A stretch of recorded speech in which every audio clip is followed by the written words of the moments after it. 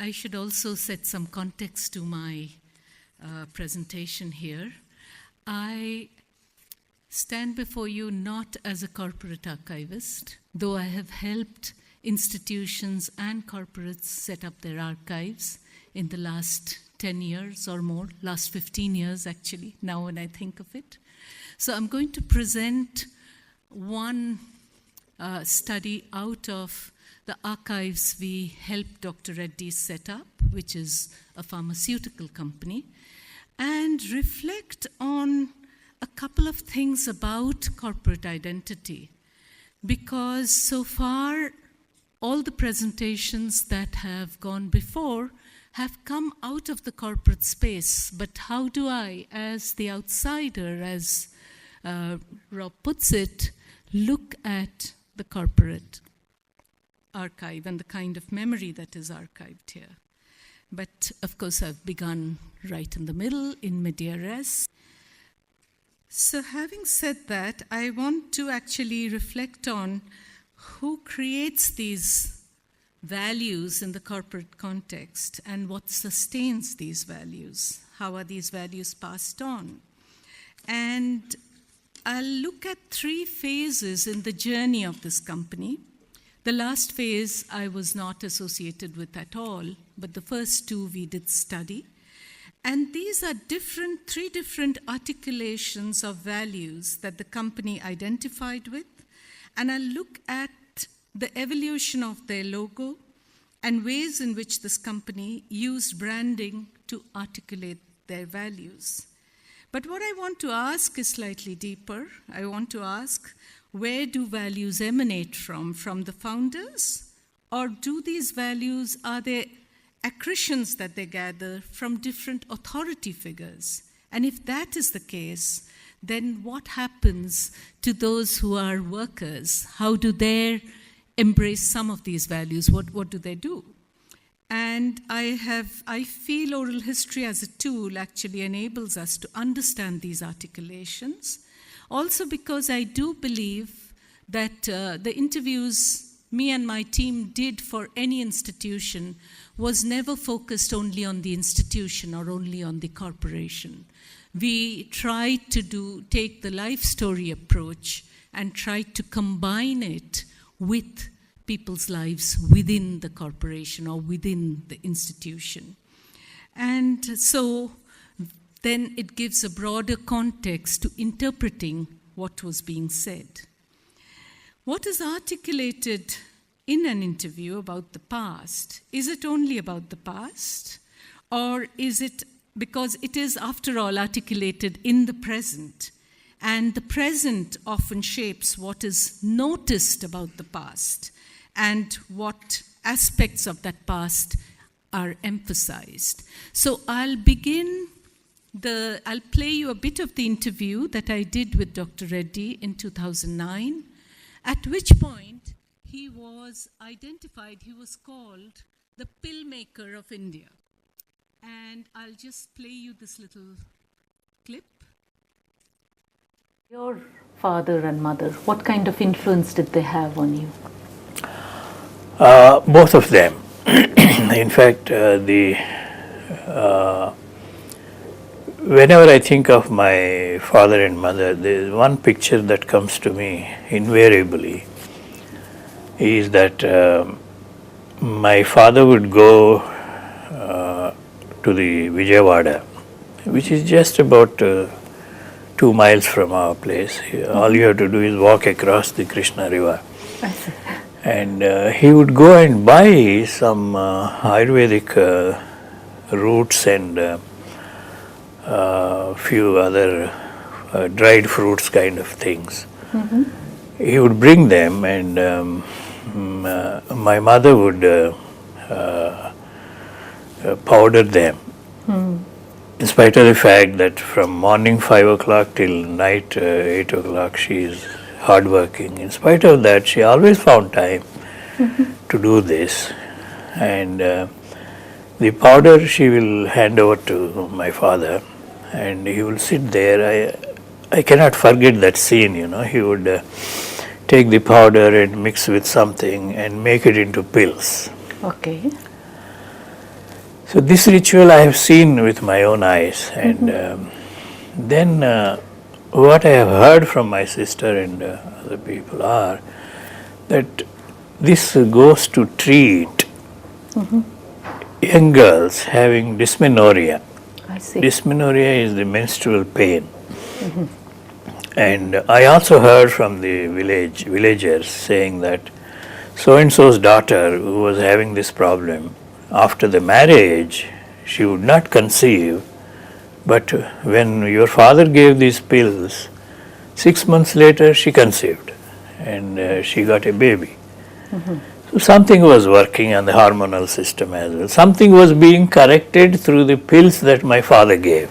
Right. So this is a very strong image of your It childhood. is a and very you told me strong, this before. yes, and this is a very strong image. The second take-home message from my father, as well as my mother, my parents, is that one incident they narrated to my mother herself told me this, that your father had this principle that we will always give it free. We will not charge. Because for us, God has given this land. Our job is to grow turmeric, grow dal and all that, and sell, and out of that, if we have to give to some poor people, we will give. But for the knowledge that I have gained, I will not charge. I see. That was his fundamental principle.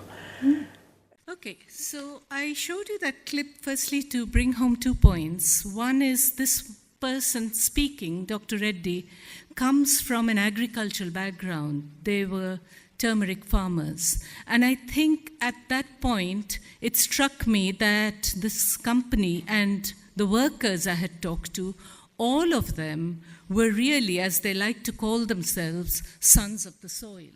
And they were coming into this factory, some of them for the first time, and working. And so what was that experience like?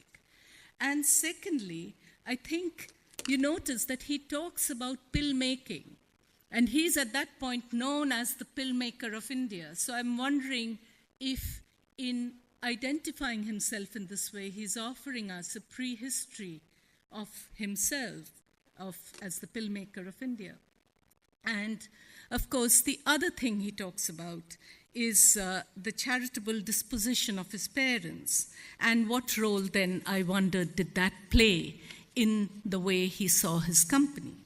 So I think, these values play themselves out differently as we go along. And I felt that I wanted to flag here that sometimes these personal stories also tell us quite a bit about what is going on if we know how to historically contextualize them.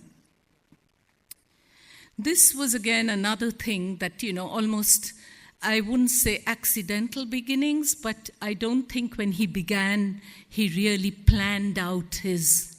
charted out his path already. He really wanted to dream big, and that's what he keeps saying in this interview, that it was a dream. It was not a plan on a drawing board. Talking about, I also wondered is it all the values of the founder, or do other people also begin to contribute to the accretion of values? And G.V. Prasad, who's the son-in-law of Dr. Reddy, and someone, again, I interviewed quite extensively, he talks about how within the business family he learned certain things, but there's something interesting he says. I learned to see the forest and the trees. So his father, who was a businessman but very detail-oriented, and his father-in-law, who always had this big picture in mind. So, the forest and the trees. And Prasad, I think, always remained for me. During the years I was working with their archives, I saw that, he was the one always making these keeping the larger picture in mind whenever he presented. Satish, who's now the chairman, spoke about growing up within the company and seeing the company as, a community.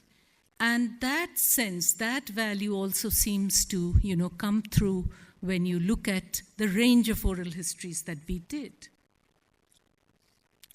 This is the early beginnings of the company, and I think Rob did talk about, the challenges that, especially that corporates face when you look at people who have left, and in fact you find here Murli Devi, who had left the company, and I think when I went to do these interviews, I said, we must interview everybody. We must interview even those who have left. And they had interesting stories to tell about, the early history of the company. I'll go through this very quickly. This was the first logo, which has the RX, which is inside a beaker. And of course, this is the first time Dr. Reddy calls his company Dr. Reddy's. There are too many, what that name also hides is the fact that there were several other companies where people had gone away, they'd taken away the name, or they, and of course he says that now this time it'll be named Dr. Reddy's, and the suggestion comes from his MD. It doesn't come from himself. And they name it, and this is, the company they found with the beaker. And of course, they keep talking about how this is 84, the pharmaceutical industry is still very young in India, and, they are talking about technology. So the focus is on the laboratory, on technology. So technology is our strength, is the logo and the motto of another company they had founded. So I think when we look at history of brands, I think sometimes we forget that that company wasn't just one, there were multiple.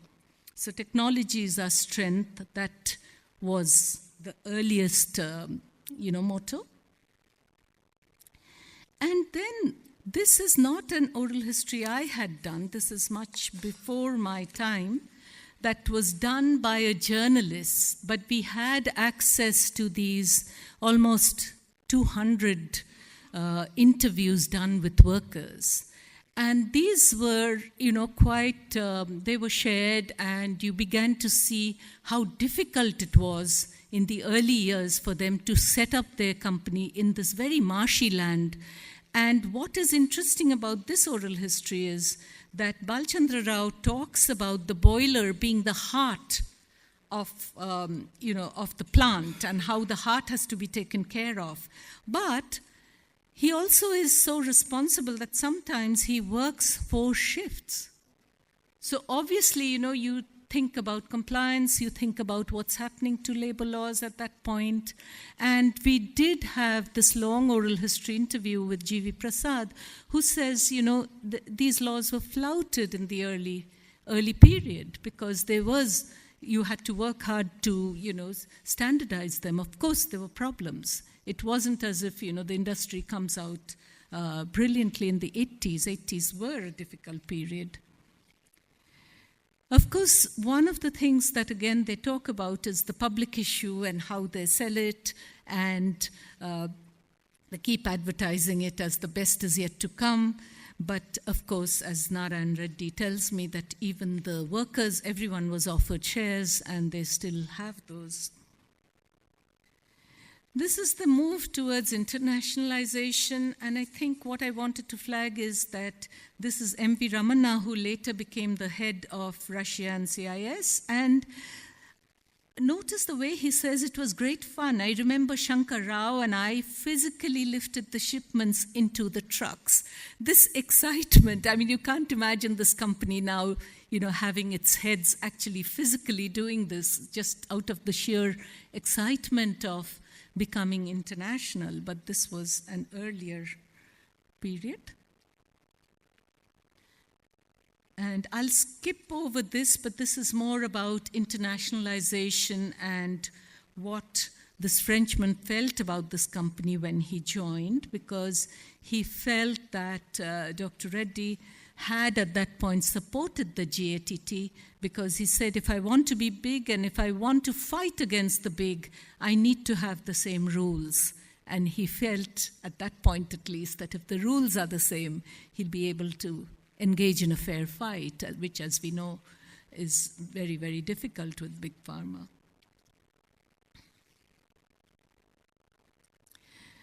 This is, again, one of my favorite pictures from this period.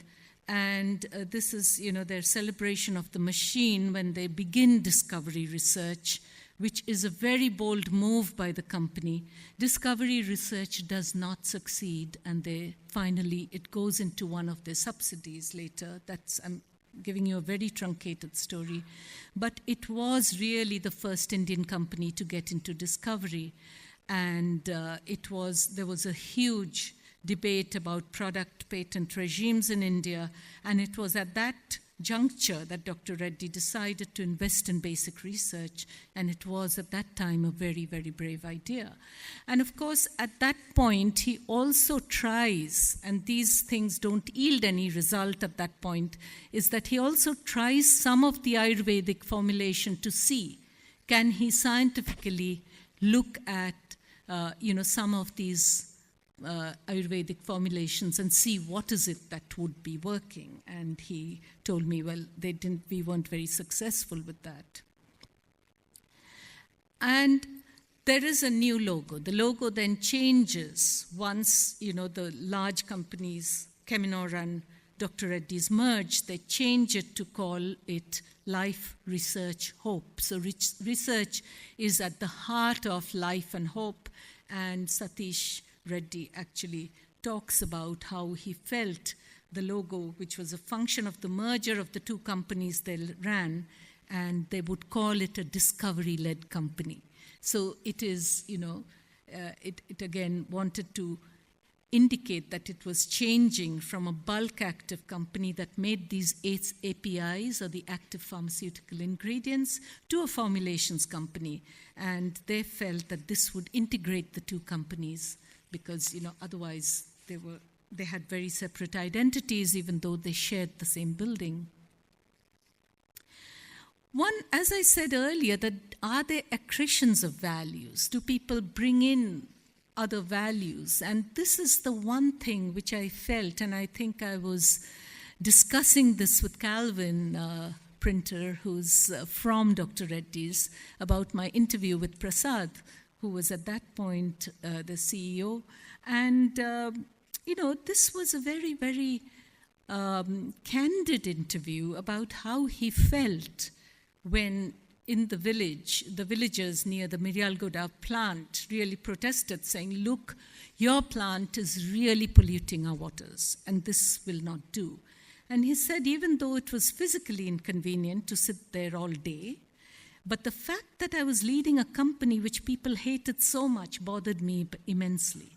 At that point, I decided that we'd never again be in this position.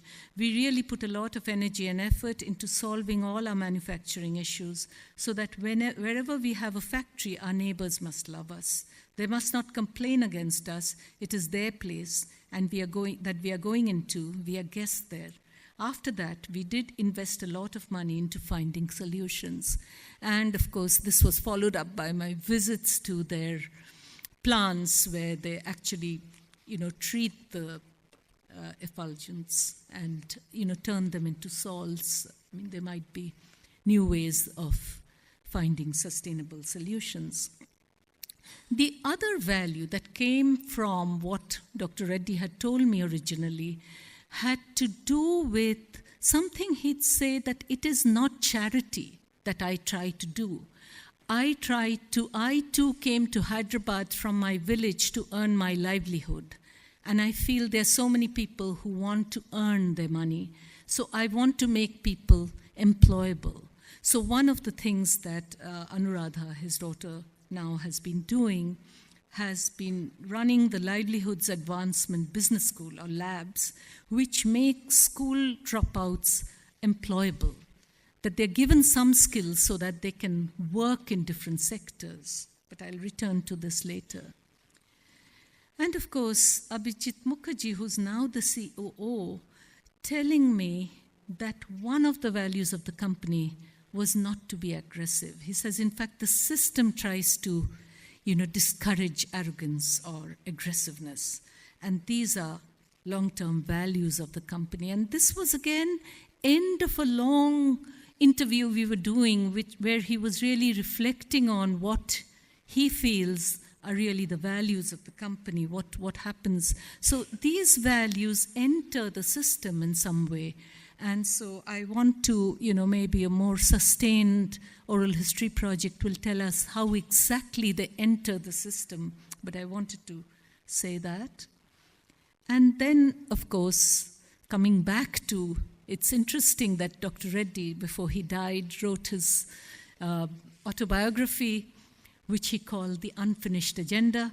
And he says that the unfinished agenda that still remains is to improve the quality of life expectancy, which requires good science, but good science has to be about affordable medicine. So this is something that you hear the Indian big companies in India talk about. Dr. Hamid talks about it, Dr. Reddy talked about it, and of course this actually guides the next phase of CIPLA, where they change their logo once more. They remain still about science, and this, I'm very proud to be associated with this, because this is their molecule wall that, when we were archiving and we got the names of all the molecules they deal with, and we have a wall that is organized according to the years, if you look closely. So it looks that way. And they changed the logo to say good health can't wait, became much more patient-centered. So it moved once more, but it also noticed that it became much more international in its focus, and it became more patient-centered. So I wondered if, it brought back some of that original focus on what medicine is about. And that's how they do their milestones now, very different from when we worked on the archives for their 25th year. So I want to quickly flag 5 conclusions I want to draw from it. Life stories within a corporation alerts us to the deeply held values of the company, and these values might be articulated by the founders, but they're always repurposed and reinterpreted by individuals who work within the company in the attempts to define and to belong to the company, and they converge to define what can be supported systematically within the system. Oral history archives have been useful to the branding and rebranding of companies because they incorporate the values that people believe in. And I have to say that I know from the design company that worked on the rebranding how useful our oral history archives was for them to understand what they were about. But archival and historical research, as we know, can be used for staff training and development to help sustain the particularities of the culture that an organization has. And of course, all this is open for discussion. I'll end there after thanking all the people who helped us, right from Dr. Reddy, who's no more, to people who helped us set up the archive. One of them, Shilpi, who's here, still works at Dr. Reddy's. Thank you very much.